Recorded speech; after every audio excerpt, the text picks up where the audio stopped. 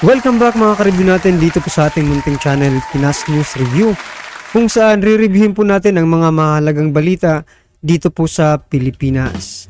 Mga simpleng komento sa mga issue dito sa Pinas. At ito nga mga ka-review natin, no, bistado kumagat sa pain ni Duterte. Sira ang plano. Yan mga ka-review natin, patungkol po riyan ang ating aalamin mula po rito sa channel ni Taong Kalye. Yan mga ka-review natin, nasa description po ang full video link ng balitang ito. Subscribe na po kayo. Man, mga ka-review, kung bago ka pa lang at di pa mo nakapag-subscribe sa ating munting channel, please don't forget to subscribe. At i-click na rin po ang bell notification para updated ka po sa lahat ng ina-uploads nating reaction video. At eto na nga mga ka-review natin, no? Sama-sama at sabay-sabay po natin pakinggan, panoorin at bigyan ng reaksyon ang balitang ito. Eto na po. Ano bang nagawa niya sa taong bayan? Higit sa 50,000 mga kababayan natin ang napatay dulot ng CPP-NP-NDF. Kung ikaw ay mahusay at may utak at matalino kung paano mo makukuha ang puso ng taong bayan, ay alam mo kung saan ka papanig.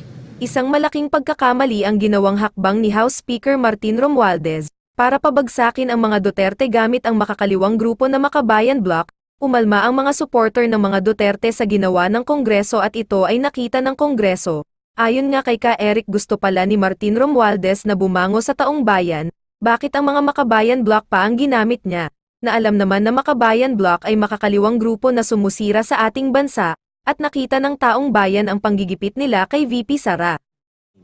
So ibig sabihin, tiniming ni Martin Romualdez na akala niya sikat na siya at sikat na ang kanyang mga nabuo na grupo sa Kongreso para maglunsad ng isang atake politikal. May ganung Isang making stake ang ginawa ni Martin Romualdez sa mag-amang Duterte, tila nag-backfire sa kanila ang ginawa nila. Nakita nila na solid pa rin ang suporta ng DDS. Ito ang aalamin natin sa video na ito. Kung bago ka lang sa aking YouTube channel, baka pwede makahingi ng like at subscribe at click mo na rin ang notification bell para updated ka sa aking nilalabas na bagong video. Salamat po. Pakinggan natin ang komento ni Ka Eric. Ngayon ko nandito ka, Eric, eh. Yung damage na nabitbit yes. ng CPP-NP-NDF, itong nasa Kongreso, iba. Kung titignan mo, ano ba, saan ba ito nag-ugat? Nag-ugat naman talaga to kung saan inumpisa ni Franz Castro ang mga issue laban sa ating vice-presidente. Kasama yung dalawa niyang kasabwat. Yes, kasama Si na Raul yun. Manuel at si Brosas. At lumala ng lumala. Ang matindi lang dito ka, Eric, pag ikaw ay sumuporta sa makakaliwang grupo dito sa ACT, Gabriela, Kabataan, ito Makabayan Bloc, asahan mo na ikaw ay masisira rin. Masisira ka kasi dulot nito, paninira. Pag ikaw ay dumikit sa mga nabubulok, ay tiyak na ikay mabubulok also. Kaya kailangan iwasan natin ng mga makasisira sa atin. Agree. Kung sino pa mga nasa Kongreso, speaker ba, o speaker, deputy speaker, kung sino pa man ito, ay kinakailangan na maging maingat tayo sa ating mga galaw. Wala mga ka-review, no? Talagang desperado na po itong si Martin Romualdez, mga ka-review natin, na talagang siraan itong ating vice presidente. Kaya lumapit na siya sa pinaka bulok, diba? Mga bulok na kongresista or mga representative, mga ka-review natin dyan sa Kongreso, sa House of Representative. Ito ang Makabayan Bloc, mga ka-review natin, no? Na kung saan kilalang kilala na taga-suporta ng mga makakaliwang grupo. At yun pa talaga ang ginamit niya para siraan ang ating mahal na vice presidente, mga ka-review natin.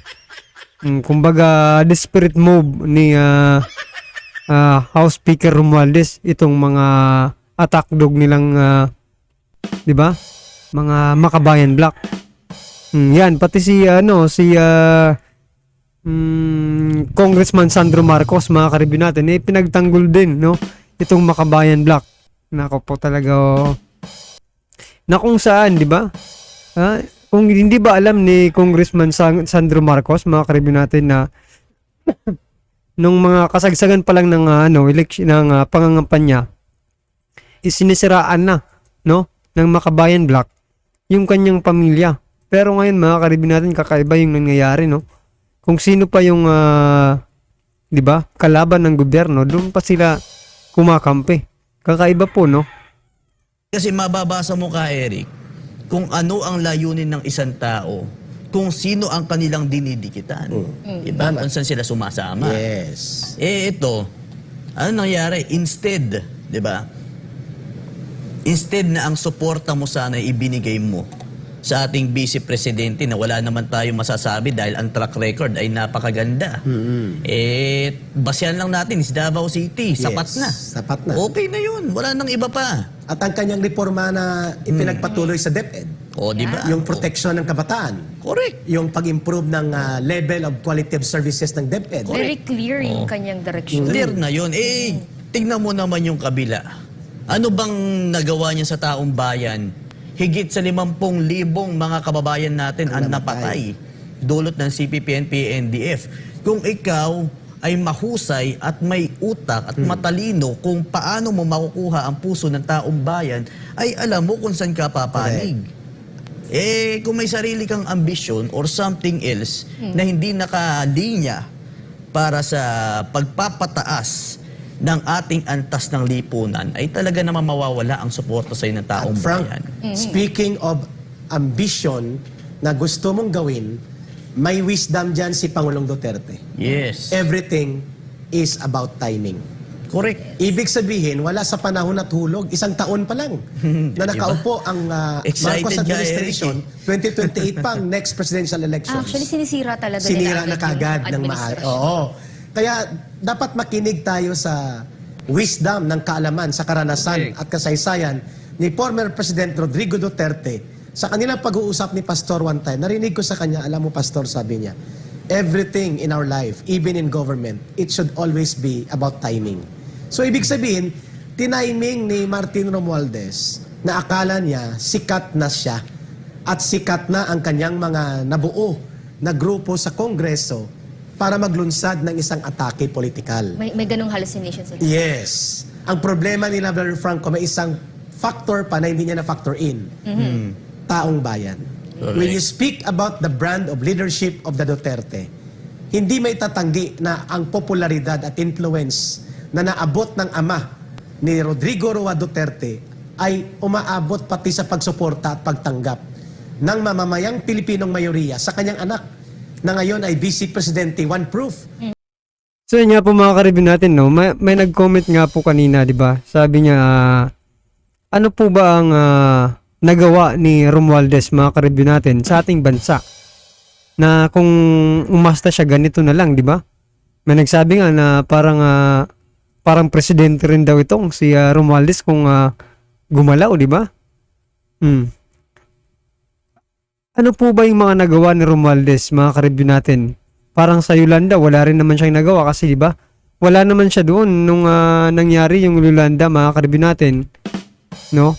At hindi po siya naging hero, no? At marami nga pong umaangal ang mga taga Leyte at Tacloban, no, mga karibin natin, na sa pamumuno ni Romualdez, mga karibyo. So, yan na nga lang po. Ano po ba yung nagawa ni Romualdez na ipinagmamalaki niya na dito sa mga Duterte? Na samantala daw yung mga si dating Pangulong Duterte, napakaraming nagawa, no? Na pilit nilang gustong kalimutan ng taong bayan, no? Pilit nilang sinisira sa taong bayan. No? Pero matadalino na po ngayon ang taong bayan, mga karibin natin. Alam po nila kung sino ang tama at mali. Diba? Yan po, mga karibin natin. Ano po, kung meron po kayong alam na malaking nagawa ni Romualdez para sa ating bayan, paki-comment nga po, mga karibin natin, para at least may pagtanggol naman natin. May pagtanggol naman ninyo. Diba? Si Romualdez yan, mga karibino. She was the highest vote garner. She has the highest votes garnered in last elections. 32 million mahigit. Mas mataas. Mas mataas kaysa presidente. Pangalawa, she was the popular candidate for presidency which she turned down because of personal reason na ayaw niya pang bumalik muna sa national elections. But later, bumalik siya para tulungan na maging Pangulo, si Pangulong Bongbong Marcos Jr. It was part of public psyche already. kung paano nila ini-impress sa kanilang mga sarili sa taong bayan si Sara Duterte. Nakalimutan niya na faktor na mga katropa at kabarkada ni Martin Romualdez. At third, nakalimutan din nila ang timing na pabagsak na itong CPP, NPA, NDF. At ang kanilang ginagamit na panggogoyo at panloloko ay hindi na bumibenta. Ang kanilang armadong terorismong kapabilidad ng NPA bagsak at gumagapang. And yet gagamitin mo sila para sa isang special political attack operations, sa isang napaka-popular na political figure Trapo. na klarong-klaro na ang taktika na yan ay taktikang trapo. Yes. So, Brother Franco, it backs down into that point na binanggit mo. Yeah. Ano man ang ambisyon mo sa buhay o plano at gawin, everything is about timing. Kapag hindi ka kinatigan ng pagkakataon, masusunog at So ito lang mga karibin natin, no? Ang opinion ko lang dyan mga karibin natin kung bakit kinuha ni or ginamit ni Romualdez itong mga Makabayan Black, mga karibin natin, sapagkat wala na siyang makuhang iba mga karibin natin, no? Lahat na siguro alam kung ano ang kalidad ng mga Duterte, mga karibin natin, in terms of pagsiservisyo sa taong bayan, di ba? Kaya ito na lang siguro yung natitirang sektor, mga karibin natin, Makabayan Black. Di ba? Ang hindi pa, di ba, lubos na naniniwala sapagkat sila po ay supporter, no? Kaya nga po, sinasabi nga po ng mga dating kadre, mga karibin natin, talagang sila po ay makakaliwa, mga karibin natin, no? Kaya wag na po tayong maniwala. At ito ay lahat ay planado, no? Mula sa simula hanggang dito sa mga impeachment na ito. Nako talaga, tumigil na kayo, magtrabaho na lang muna kayo. mawawala ang momentum na gusto mong i-create no matter how many money or how much money you pour into that kind of operations. At itong nangyari ngayon, nag-backfire. Nakita ni Pangulong Bongbong Marcos Jr. na sumusobra na. Hindi na lang ito confidential fund issue. Hindi na lang ito political attack against the Vice President. Ito'y pumupunta na sa pag-apak at pagbawi ng sovereign mandate of the people granted through elections to the Vice President to become the second highest elected official, and then ipapatanggal mo by way of political operations through impeachment. Kaya taong bayan na mismo na pulso ang nakitang pulso at naramdaman ni Pangulong Bongbong Marcos Jr. Messina. Kaya Rick, na maganda na banggit mo yung nakalimutan lang i-factor in, no? Ito nga taong bayan. Kasi kung ikukumpara natin, no? Kung obserbahan natin sa pagitan ni Pangulong ni Vice President Sara Duterte at itong mga ilang politiko, no? Yung kanilang pinanggalingan, parang hindi naman kasi sila lumubog sa masa tulad ng ginawa ni Vice President Sara Duterte. No? Kasi lalo na, galing talaga sa LGU at ano na yan trademark na rin no, na Trademark. leadership ng Duterte. Itong mga to, yung mga pinanggalingan nila, di ba? Kung sa lingwahe pa natin nun ka, Eric, di ba? Elitista. Mga elitista. Ano ba ang yan, ang uri no, ng pagtingin nila sa ating bansa, sa ating mamamayan? Di ba? Kung saan rooted, mas papanig ako. Yes. On my personal opinion kay Vice President Sara Duterte, na majority, nakita natin yan, nag-reflect yan sa noong eleksyon. Correct. So yan mga karibin natin, tama po yan mga karibin natin na hindi po nakita nila yung ganong factor, di ba? Na kung saan sila galing, di ba mga karibin natin? Ang mga Duterte mga karibin natin, masang-masa po yan Tingnan niyo po si dating Pangulong Duterte, mga karibin natin, kung magsalita parang, di ba? Parang hindi presidente, parang ano lang katropa mo lang kung magsalita, no? Tatay, kuya, kung bigyan ka ng ibang tawag dito, kung bigyan ka ng payo, parang pinapayuhan ka lang, di ba? Kung magsalita parang ama nga lang yung ama yung nakikita ko sa kanya mga karibyo, ama, no? Dito naman po kay Vice President Sara Duterte, mga karibyo natin, talagang yung puso niya is nasa masa din po, mga karibyo natin, no? Mahal na mahal niya po yung mga mahihirap, mga karibyo natin. Tulad na lang po, di ba, may nabalita noon na may sinuntok yan mga karibin natin na isang traffic enforcer, mga karibin natin, no? Itong si dating mayor, mga karibin natin, at ngayon po ay vice presidente. So bibihira lang po tayo makakita ng mga ganitong mga politiko, mga karibin natin, na talagang para po sa masa ang kanilang puso, di ba mga karibyo natin. So ito, yun nga, yung sabi kanina ng nag-comment, ito ba si Romualdez mga karibyo natin? Ano po ba yung kanyang nagawa, no? Para sa ating bansa, no? Na maipagmamalaki niya na bakit ganito na lang siya, no? Bakit ganito na siya gumalaw ngayon? Ha? Ganito niya siya tratuhin niya si VP Sara, di ba mga karibyo natin, na parang hindi binoto ng di ba? Well, for your information, Romualdez, binoto po namin, no? Si VP Sara bilang Vice Presidente, no? At tao lang din po ang pwede sigurong makapag-impeach diyan, kaya taong bayan lang din po siguro ang pwede makapag-impeach diyan, kaya VP Sara, di ba mga karibyo natin? Pagkat nakikita naman po ng taong bayan na wala namang ano bang kasalanan ni VP Sara, mga karibyo natin? Yun eh. Diba? Yun yung tanong ng taong bayan. Ano po ba? No? Dahil ba sa confidential fund na ipinaliwanag naman, no? Sa investigasyon dyan sa Senado at Kongreso. Ay, sa Senado, di ba, mga karibyo natin? Pati na rin sa Kongreso, mga karibyo natin, di ba? Ipinaliwanag kung saan ginamit yon. O anong problema? O pabalik-balik lang tayo, mga karibyo natin, na samantalang kayo dyan sa Senado at saka sa House of Representatives, mga karibyo natin, di ba?